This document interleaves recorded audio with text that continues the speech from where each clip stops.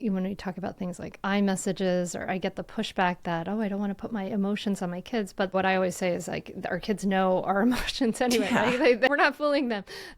But this idea of that added layer of, and you don't have to make it better. That's really lovely, because then you're really not, you know, being very explicit about, this is not your responsibility.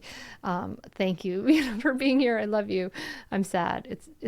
And that's okay that I'm sad. Just that normalization, I think, is really helpful.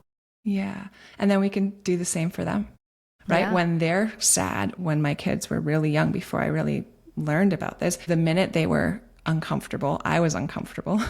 And then my immediate response was to try to oversoothe, to distract, right? To take them out of the discomfort they were experiencing so they could be, I don't know, happy again, right? Was my Mm-hmm. aim. But I was really robbing them of the experience of like, how do I sit through discomfort? And again, being there with them in a way that's safe and supportive, but teaching them how to ride that emotional wave without robbing them from that practice, so they don't end up becoming, 25-year-olds who are so avoidant of anything uncomfortable because they've just never practiced being sad or disappointed or angry or whatever with someone that can teach them and sit with them. Yeah, yeah, I think that's so astute.